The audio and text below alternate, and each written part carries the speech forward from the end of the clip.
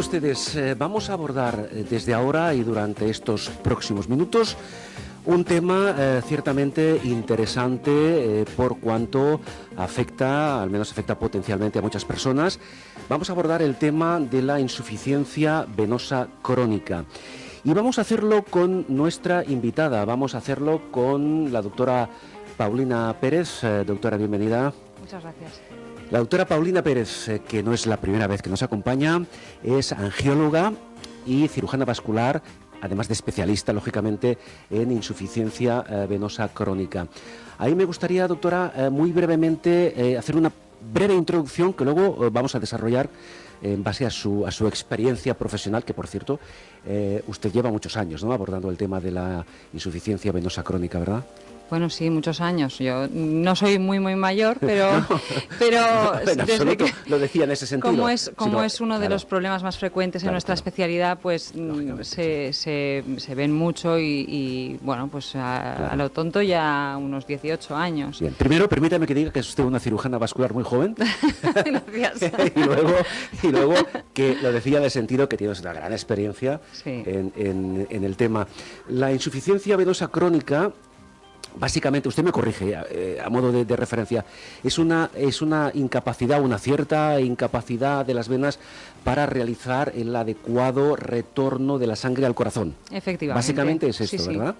Efectivamente, las venas son las tuberías, entre comillas, que se encargan de retornar la sangre utilizada por todos los tejidos hacia el corazón, y en algunas ocasiones pues estas venas no cumplen su función, con lo cual la sangre se queda remansada en la zona más declive del cuerpo, que en estos casos suelen ser las piernas. Ahora entramos en más detalles.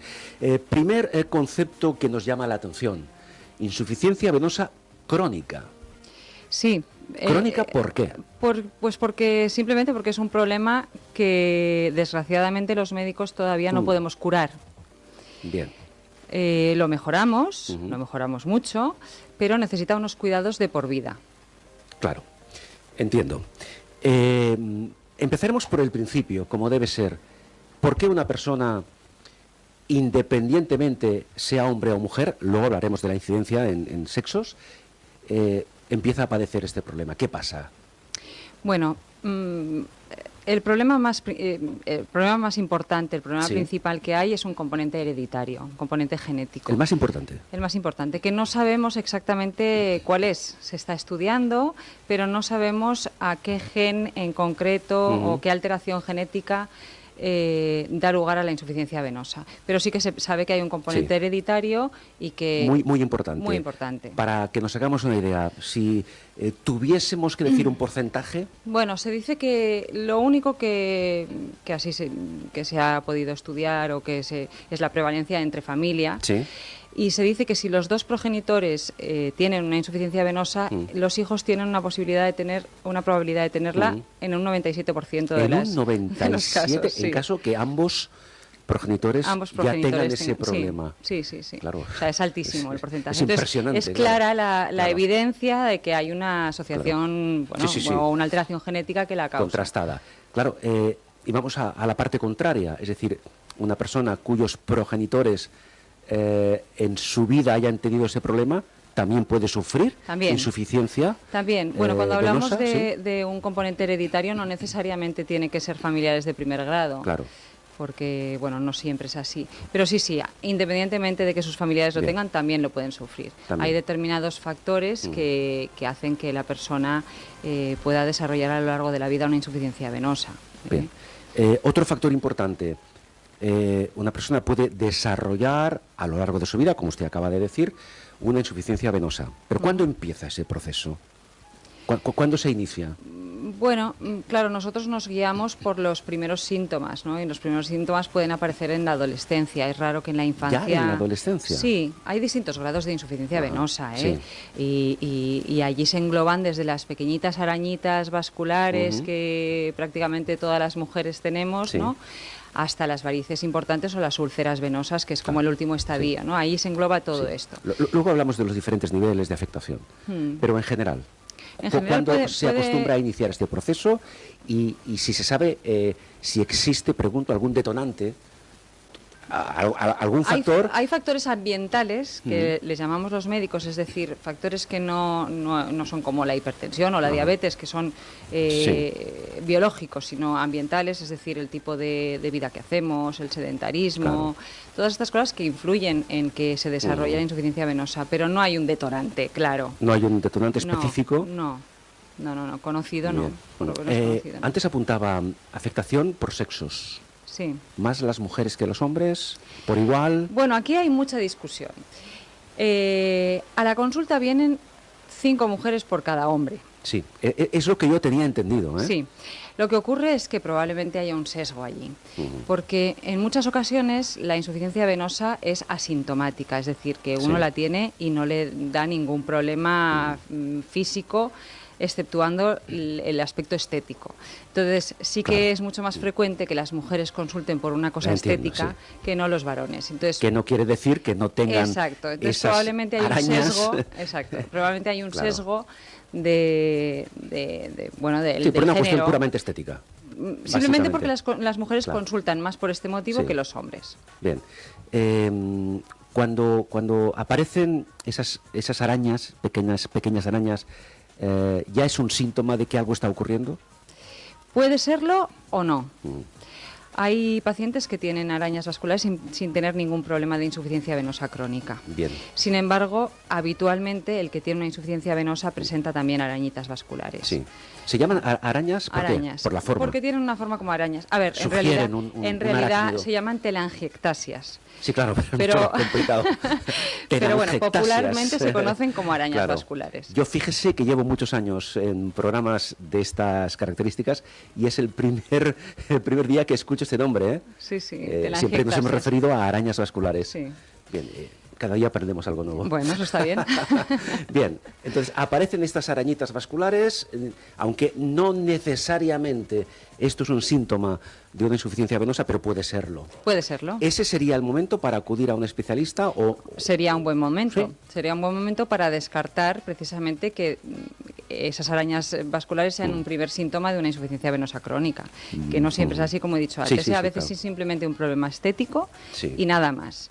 Pero muy frecuentemente se asocian a una insuficiencia venosa. Al margen de este síntoma visual, por decirlo de alguna forma, ¿hay algún otro síntoma que no sea detectable a simple vista?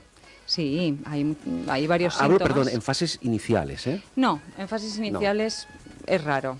Es raro. Bien. Entonces, cuando tenemos algún otro síntoma ya añadido, cuando ya hay una insuficiencia venosa ya establecida, sí, normalmente es cuando la gente se empieza a quejar de pesadez, de cansancio. Sí, en las piernas. Hablamos de las piernas. En las piernas, sí. La insuficiencia venosa prácticamente siempre es en las piernas. Nosotros somos animales que estamos en bipedestación continua y por lo tanto la sobrecarga venosa tiene lugar en las piernas. Entonces deduzco, doctora Paulina, que estas arañas vasculares aparecen siempre en las piernas, no en otras partes del cuerpo.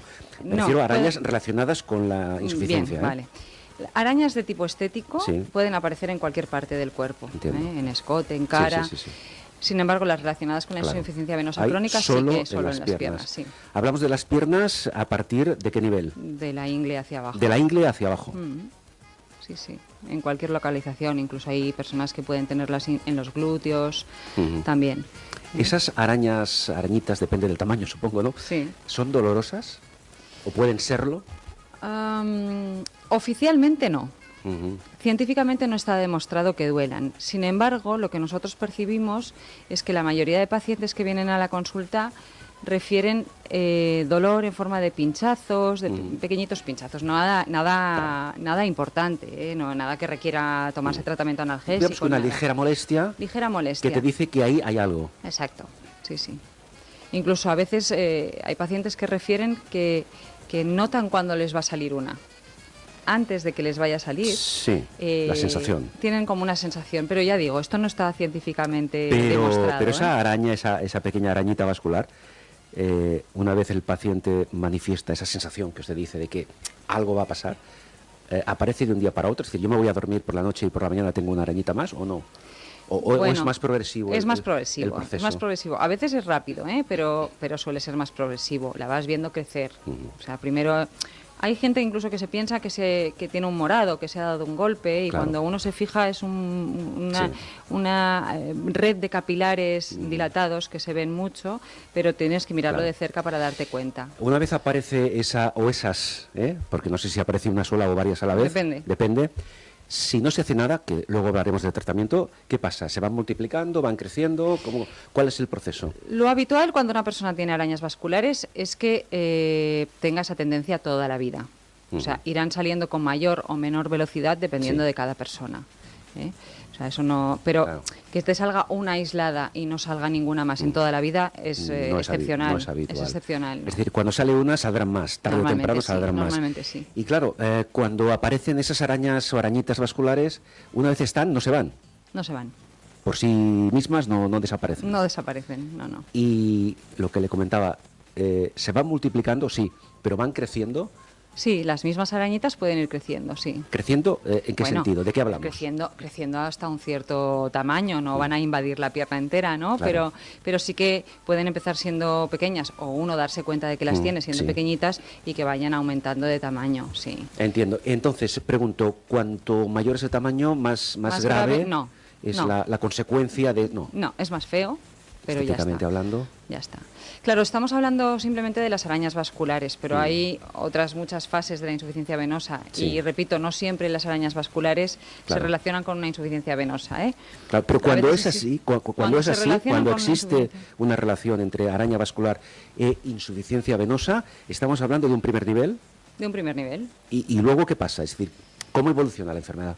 Bueno, si la enfermedad no se trata, la evolución natural es a desarrollar varices, que ya no son arañas vasculares, sino que son varices, que es las que llamamos estas venas que son abultadas, que sobresalen, que hacen bulto, que se elevan. En relieve, vamos. En relieve, exacto. Sobre la piel. Sobre la piel. Eso ya son las varices que nosotros llamamos las varices. Sería el segundo nivel. Sería como el segundo nivel. Por decirlo de alguna forma. Exacto.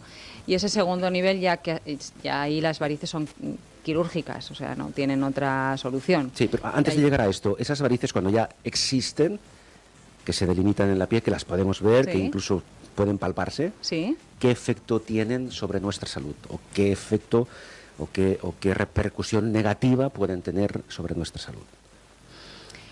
Bueno... al margen del tema estético, que queda claro que es evidente. Sí. El problema principal de las varices es dejarlas a su libre evolución, ¿no? Cuando las varices son muy pequeñas, normalmente no dan ningún problema de salud. Cuando las varices van creciendo, tienen el riesgo de tener una tromboflebitis, que llamamos nosotros, que no es más que la sangre coagulada dentro de la variz, porque... Teniendo en cuenta que la variz es una vena anómala en la que la sangre no circula con la velocidad que debería circular, se queda remansada. Pues durante el recorrido por de esa variz. Exacto, tiene más tendencia a coagularse, a trombosarse. Claro.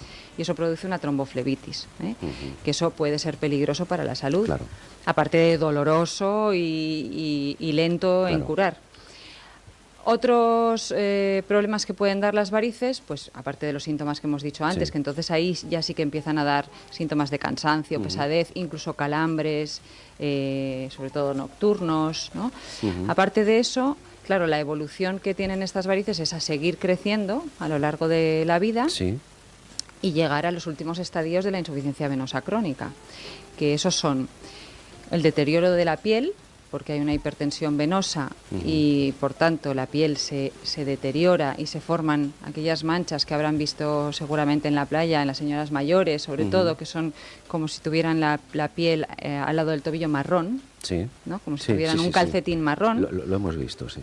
Eso es una fase avanzada de la insuficiencia venosa, probablemente una persona que ha tenido varices y nunca se las ha cuidado ni se las ha tratado. Y, por último, ya la fase de la úlcera venosa. Que eso son pues unas llagas que se forman en la piel, que no son peligrosas, en principio no son peligrosas, pero que son muy pesadas de curar. Estamos ya hablando en fases avanzadas. Última fase. O sea, esto es la evolución que usted me dice. ¿Qué hacemos si las varices, con las varices no se hace nada? Bueno, pues lo normal es que a lo largo de los años, estoy hablando de años de evolución, no de que uno le tenga una variz y al año siguiente le salga una úlcera, no, a lo mejor son 15, 20 años de evolución. Esas son las últimas fases de la insuficiencia venosa, que son tristes porque normalmente se dan en personas mayores, que ya difícilmente se pueden operar y que tienen que estar pues con las piernas vendadas, con curas a diario, pesadas, con la posibilidad de que se sobreinfecten, etc. Claro, pero en principio, si se tratan antes de llegar a esa fase, no se llega. No se llega. Se evitan esas consecuencias. Sí. Bien, hemos hecho un poco el recorrido, la evolución de la enfermedad, en caso de que no se trate correctamente, hasta llegar a esa fase final que son las úlceras a las que usted se refería. ¿Cómo se diagnostican esas arañitas en esa fase inicial de la insuficiencia venosa? Es decir, ¿es un diagnóstico visual? ¿Hay que hacer alguna prueba clínica? Las arañitas es un diagnóstico visual, que se ven claramente, o sea, el diagnóstico de telangiectasias es visual. Pero sí que es verdad que en el momento que hay telangiectasias, lo adecuado es hacer una exploración para descartar precisamente que esas telangiectasias estén asociadas a la insuficiencia venosa crónica. Vale. ¿Eso cómo se hace? Y eso se hace con una ecografía. Una ecografía. Una ecografía especial, específica para ver el flujo venoso, que se llama ecodoppler. Ecodoppler, muy bien. Es. Hacemos un ecodoppler y sabemos si hay o no relación. Sí, sabemos si hay insuficiencia venosa. Con la enfermedad. Exacto. En caso de que la haya, en caso de que exista esa relación, ¿qué pasa? Hay que ponerle remedio. Correcto. ¿Vale? Ya en ese mismo instante, no hay que esperar más tiempo. Quiero decir, ¿cuanto antes mejor? Cuanto antes mejor. ¿Sí? Si hay una insuficiencia venosa clara y se debe al sistema superficial, a ver, en las piernas tenemos dos sistemas venosos principales, que son las venas profundas y las venas superficiales. ¿Bien? Entonces, las venas profundas son las que llevan la mayor parte de la sangre hacia el corazón, la sangre del cuerpo, de las piernas. Y las venas superficiales es una red como de pescador que pasa por debajo de la piel y que comunica con las venas profundas. ¿Vale? Normalmente las varices... Bueno, normalmente no, siempre las varices son debidas a esa red superficial de la que estoy hablando. Y esa es a la que podemos poner remedio. ¿Vale? Y siempre que hablamos de insuficiencia venosa crónica o habitualmente hablamos de esa red superficial. De la red superficial. Esa es. Tenemos el diagnóstico, tenemos las primeras arañas vasculares que ya son evidentes. ¿Qué se hace con esa persona en ese momento? O sea, ¿qué alternativa terapéutica existe? Bien, si solo estamos en esta fase... Sí, en esta fase inicial. Las arañas vasculares se tratan con dos sistemas principales. Uno es con láser y otro es con punciones, con la inyección de un alcohol que lo que hace es quemar estas venitas. Está orientado al tratamiento estético de estas telangiectasias. Claro, tratamiento estético, pregunto, que no resuelve en sí el origen de la enfermedad. Bien, no. El origen de la enfermedad en fase en la que hay solo telangiectasias, en un principio es ese. Bien. O sea, no se puede poner... No hay más. No hay más. En el momento que aparecen varices, por pequeñas que sean, y son debidas a una insuficiencia venosa, ahí sí que ya existen tratamientos quirúrgicos. Por término medio, aproximadamente desde el momento que aparece la primera araña vascular hasta que aparece la primera variz, ¿cuánto tiempo pasa? Uy, no lo sé. Puede ser 3 meses como 5 años. Depende, exacto. Es que cada persona es diferente. Bien, queda claro. Aparecen las primeras varices, ¿qué hacemos? Aparecen las primeras varices. Si las varices son muy pequeñitas y la persona en aquel momento no quiere ser intervenida, porque, repito, las varices con una insuficiencia venosa crónica, el tratamiento es quirúrgico siempre. Sí, ahora hablaremos del tratamiento en sí. Pero si la persona en ese momento, porque no es una cirugía urgente, que no ni es mucho urgente, menos, no. Entonces, si en ese momento no le va bien, el principal tratamiento de la insuficiencia venosa crónica son las medidas de compresión, que son las medias compresivas. ¿Vale? Ese tratamiento es fundamental y es el que simula o intenta simular como si las venas funcionaran correctamente, porque lo que hacen es comprimir las venas. Presionar para que circule. Exacto. A ver, para que las venas se vacíen correctamente, hacen falta varias cosas. Una, la fuerza de la gravedad. Es decir, si nosotros ponemos las piernas para arriba, las venas se vaciarán siempre, igual que si elevamos la mano, las venas de la mano desaparecen, o por lo menos no se ven, ¿no? La fuerza de la gravedad. Menos presión, claro. Como eso no es posible, no podemos estar todo el día con las piernas para arriba, pues las medias de compresión hacen esa función. Ayudan a conseguir ese efecto. Sí. Otra forma de drenar correctamente las venas es caminando, con la bomba muscular que se llama.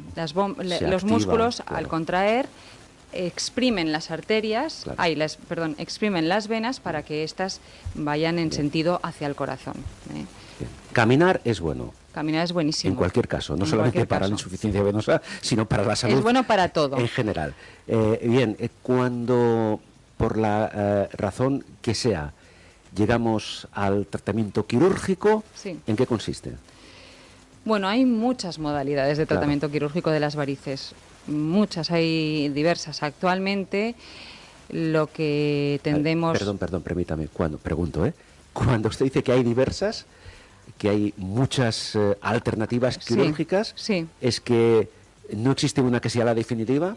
¿Por eso hay tantas opciones? No, pregunto, No, existe, o sea, simplemente que es que está en continuo desarrollo y entonces continuamente están técnicas nuevas. Entonces, opciones, como es lógico, igual que en cualquier otra cirugía, en cualquier otra especialidad, se tiende cada vez más a las cirugías mínimamente invasivas.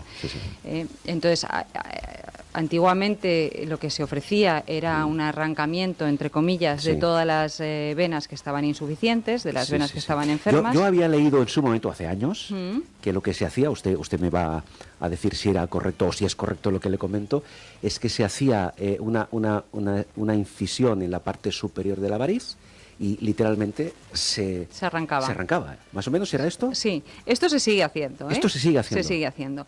Se sigue haciendo en las varices, digamos, las varices propiamente dichas. Pero es que antes se hacía esa técnica sobre la safena interna, que la safena interna es la vena principal de la pierna, de la red superficial, que es la causante en muchas ocasiones de las varices. Cuando era la causante de las varices, lo que se hacía era extirparla y listos.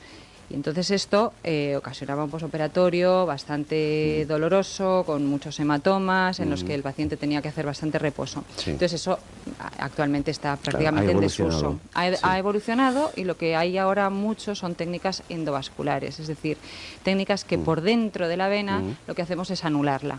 Esa vena, no extraerla. No extraerla, sino anularla. ¿Se deja dónde está? Esa safena interna, anularla para que intentar evitar que en un futuro vuelvan a salir otras varices. Claro, ahora yo me hago una pregunta que se hará muchas personas. Si anulamos un tramo de esa vena, la dejamos incomunicada la parte, digamos, inferior con la parte superior del conducto, ¿eso no nos afecta de alguna forma? No, cuando esa es una pregunta claro, es lógico que prácticamente todos los pacientes hacen.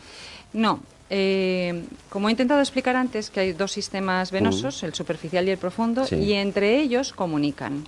¿Vale? Comunica siempre de superficial hacia profundo. Hay como un puente para entendernos. Hay puentes a lo largo de toda la pierna. Entonces, nosotros quitamos parte de esa comunicación, pero todo el resto de venas, que es como una red de pescador, todo el resto de venas igualmente siguen vaciando hacia el sistema venoso profundo y a su vez hacia el corazón. O sea que buscan otro recorrido para llegar al punto de destino. Eso es.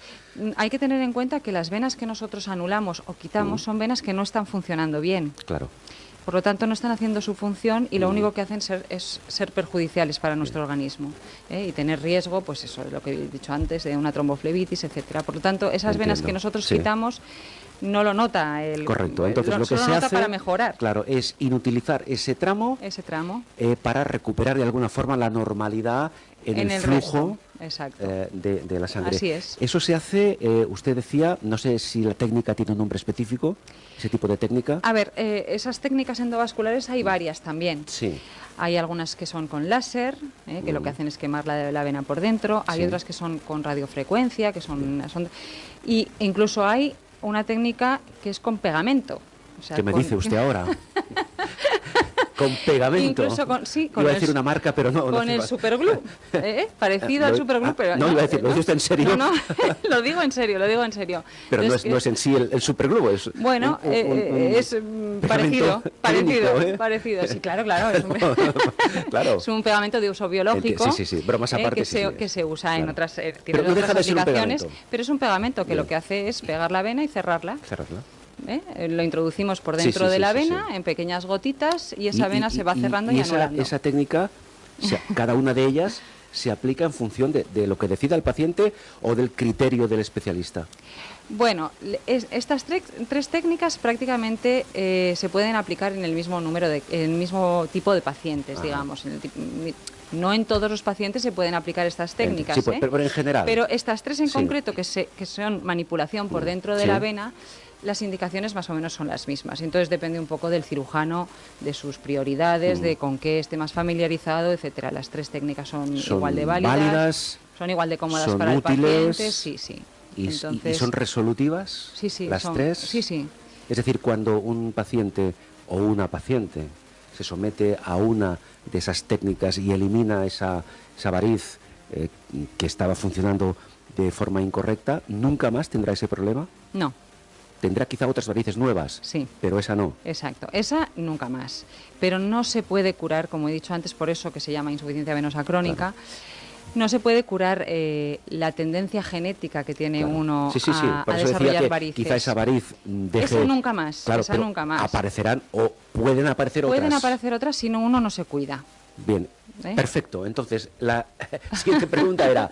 ¿Cómo, supongamos que estamos diagnosticados de insuficiencia venosa crónica, qué podemos hacer, cómo nos podemos cuidar, como usted dice, para evitar o reducir al máximo posible que en un futuro tengamos nuevas varices? ¿Qué hemos de hacer? Bueno, una vida sana, eso para empezar. Claro, no fumar, no comer en exceso, hacer deporte, no beber alcohol, hacer deporte. En su cierta medida, no tener sobrepeso, intentar no llevar una vida sedentaria. Esto es lo más importante. Bien. Las medias de compresión. Es lo más importante, pero es lo más difícil para muchas personas. Las medias de compresión que he dicho antes son importantísimas, sobre todo durante el invierno, que es cuando las toleramos mejor. Claro. Eso son importantísimo. Y luego llevar los controles adecuados, porque muchas veces antes de llegar a tener de nuevo varices, nosotros podemos detectar pequeñas venas que tienen riesgo de evolucionar a varices y en ese momento pues inyectarles ese pequeño esclerosante para intentar evitar que eso evolucione y se desarrolle como una gran variz que luego solo haya la posibilidad de operar. Claro. Y entonces es fundamental, tiene que seguir los controles adecuados. Entiendo. Y no olvidarse de que tiene ese problema. Y si existe ese referente genético, como antes decíamos al principio, que ambos progenitores ya hayan padecido esta enfermedad, con lo cual tenemos un porcentaje altísimo de posibilidades de padecerlo, ya desde adolescentes, por decirlo así, hemos de tener mucho cuidado para prevenir. Claro. Cuanto mayor grado de calidad de vida seamos capaces de desarrollar, menos riesgo tendremos de padecer en un futuro insuficiencia venosa. Hay que tener en cuenta que en nuestra familia existe ese problema y hay que cuidarse. Yo con los pacientes siempre les digo, esto es como el que tiene tendencia a engordar. Tú puedes hacer una dieta y quedarte muy bien, ¿no? Pero tienes que estar alerta toda la vida. Muy bien. Tienes que estar toda la vida intentando pues cuidarte y porque lo que más cuesta es una vez hayan salido las varices, pues terminar con ellas, ¿no? Claro. Bueno, así a grandes rasgos hemos hecho un recorrido de alguna forma cronológico, ¿verdad? Por todo lo que es este problema de insuficiencia venosa crónica. Yo para concluir le pregunto, ¿cuándo hay que acudir al especialista? ¿En qué momento nos sugiere usted? En cualquier momento que uno sospeche que puede tener una insuficiencia venosa crónica, ya sea pues porque tiene arañas vasculares, ya sea porque tiene pesadez de piernas, porque se le inflaman los tobillos, porque tiene calambres. Es una visita médica rápida, sencilla, con una exploración que no produce dolor, a la que no se necesita ninguna preparación previa y que la mayoría de cirujanos vasculares tenemos en nuestra consulta, por lo tanto en el mismo momento podemos decírselo. Y está muy bien descartarlo si uno tiene la sospecha. O sea, es mejor acudir al médico antes de tener el problema para que le pueda indicar cómo prevenirlo también, que ya una vez sea demasiado tarde. Claro, y de alguna forma, cuanto antes nos pongamos en tratamiento, quizá en un futuro podamos prevenir incluso la solución quirúrgica, ¿no? Claro, sí, exactamente. Pues doctora, muchísimas gracias. Pues a ustedes. Por la información, ha sido muy útil seguramente para nuestras y nuestros oyentes, porque insistimos, no descartamos en absoluto que nosotros los hombres también tengamos ese problema, aunque por razones estéticas, como usted decía, a veces tardamos más en acudir al especialista. La doctora Paulina Pérez, que hoy nos ha acompañado, es angióloga y cirujana vascular. Muchísimas gracias y hasta otro momento. Gracias, muy amable. A ustedes. Gracias.